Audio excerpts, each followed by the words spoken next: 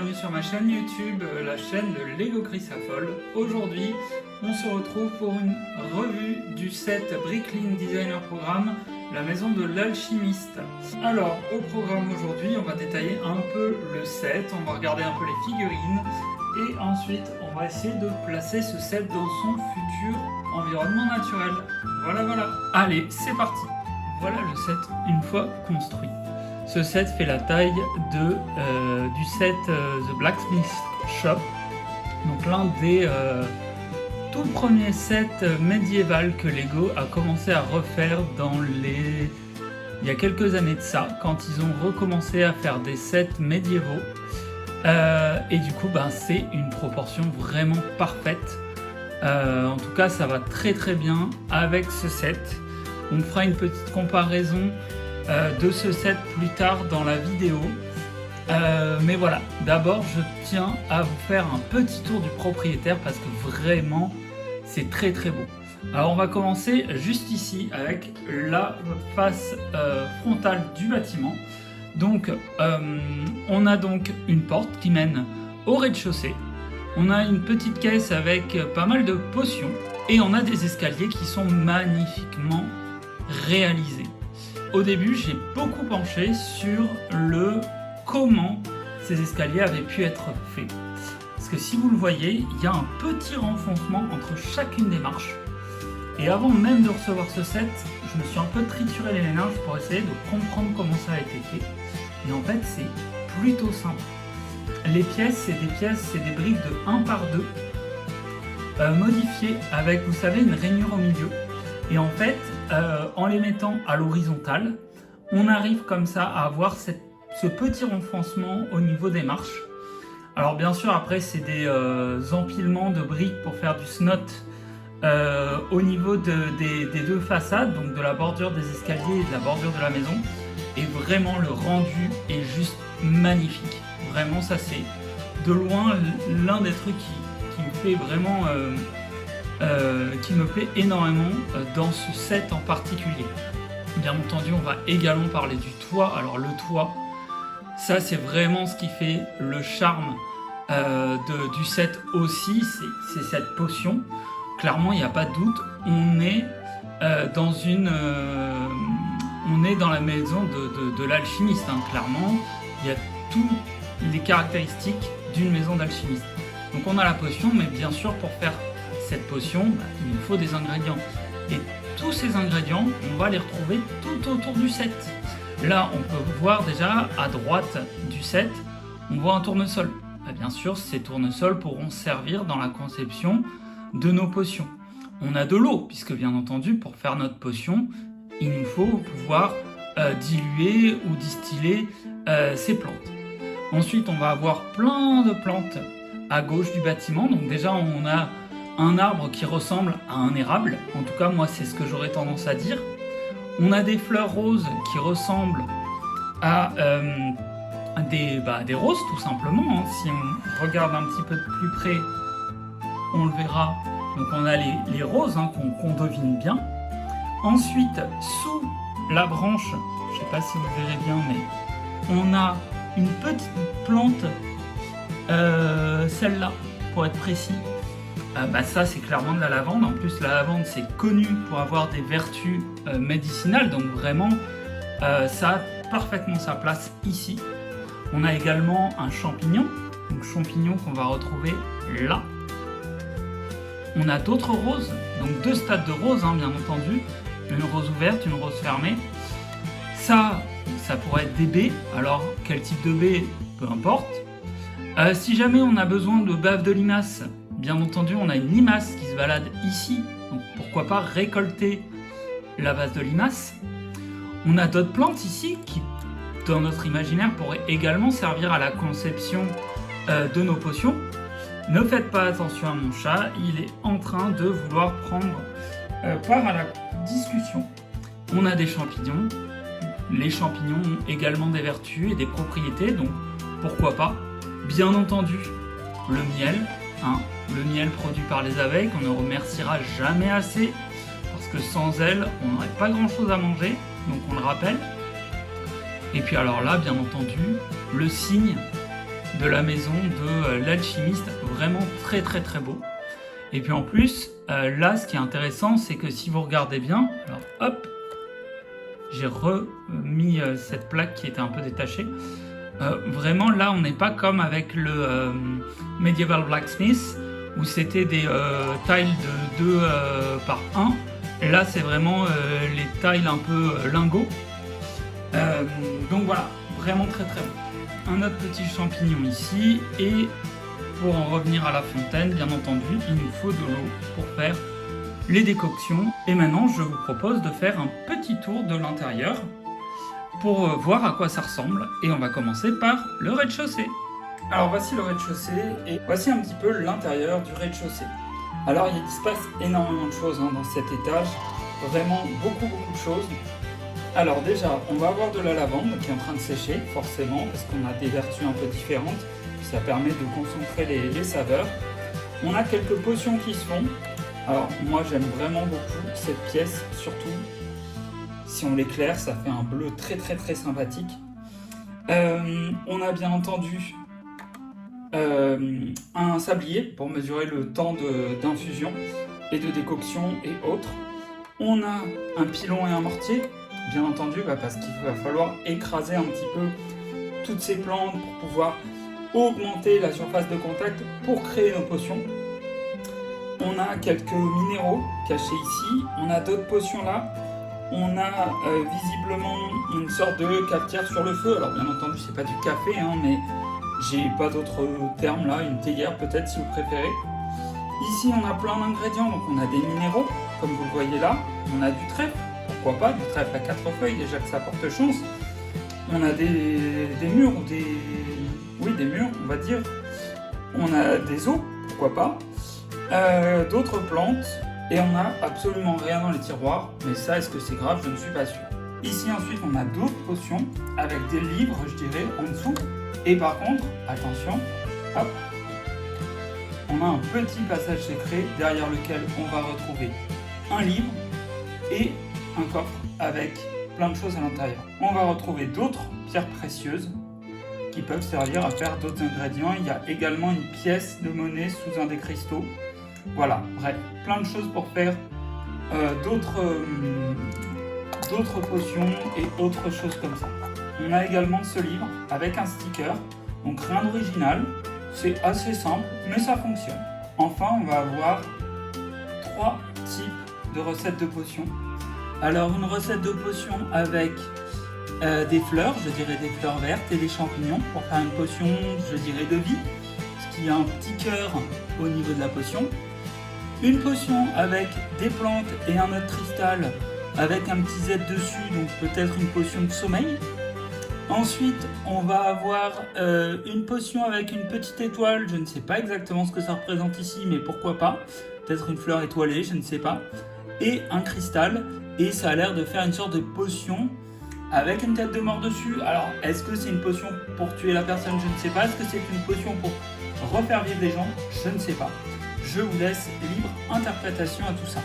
Et bien entendu, si vous ne l'aviez pas vu, il y a la cheminée qui est pour le coup de toute beauté avec 2 variations de couleurs et j'aime beaucoup. Alors, on va rentrer au premier étage via cette porte que je trouve magnifiquement décorée. La porte est très jolie avec 2 notes de teinte qui rappellent la cheminée. Bien entendu, vous retrouvez l'écriteau de la maison de l'alchimiste et à l'intérieur, à nouveau, plein d'ingrédients. Donc on a tout plein de matériel de cuisson, toujours pour faire nos potions. On a d'autres ingrédients, comme cette plante ici. On va avoir une balance, ici, pour mesurer, bien entendu, d'autres potions déjà réalisées de plusieurs tailles différentes, et ça, je trouve ça vraiment sympathique. Une table avec 3 tailles de 1 par 2 avec un tenon, donc un jumper plate. Et on devine que ce sont des tiroirs, parce qu'il y en a un qui est ouvert. Et on retrouve ici les 3 potions qu'on réalisait en bas avec leur coup. Une pièce, 2 pièces et 3 pièces. Ici, on a un petit stock de parchemins rangés de manière très ingénieuse. Et voilà un petit peu le tour du propriétaire au premier étage. Et donc on a les escaliers et donc on se donne rendez-vous au dernier étage. Nous voilà donc au dernier étage avec ce magnifique toit qui permet de bien couvrir tout ça. J'adore le vert, je trouve ça fantastique et ça va se marier très bien avec le bleu du Blacksmith Shop, donc de la forge médiévale. Au dos, on retrouve cette magnifique cheminée. Et pour rappel, voici ce que je vous disais, on part sur une cheminée qui fait du 2x6, puis 2x5, puis 2x4. Et enfin, même pas, c'était du 3x4 ici, puis 2x4 là. Et vraiment, cette cheminée est une véritable réussite. Faisons un tour maintenant à l'intérieur du dernier étage. On enlève ça, on pose ça. On va retrouver un lit, un coffre avec une potion et une pièce. On va également retrouver d'autres potions ici. Alors là, ça ressemble plutôt à des potions type produits de beauté, puisque là, on devine un miroir. Pourquoi pas.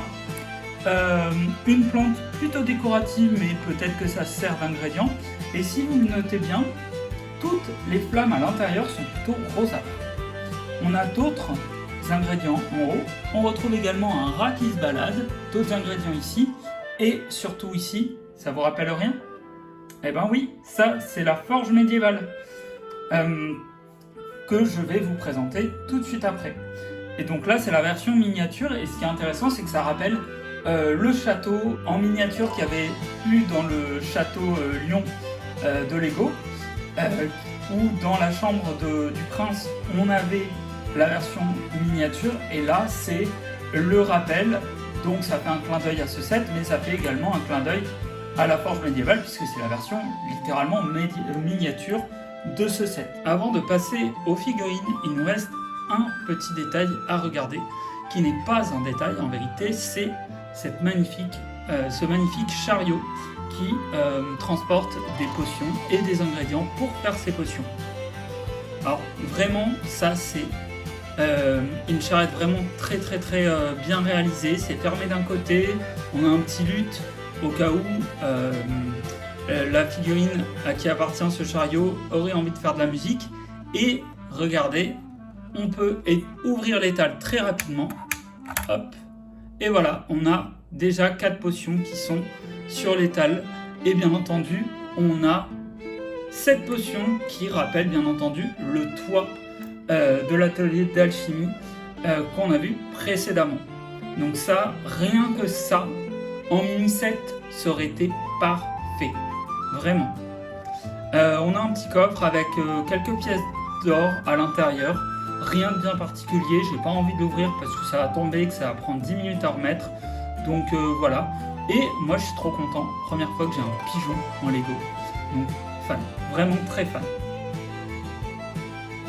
Et maintenant c'est parti pour un petit tour des figurines. Alors, je me suis permis déjà de modifier quelques-unes des figurines parce que je trouvais que c'était quand même vachement mieux. Du coup, on commence avec un fantôme.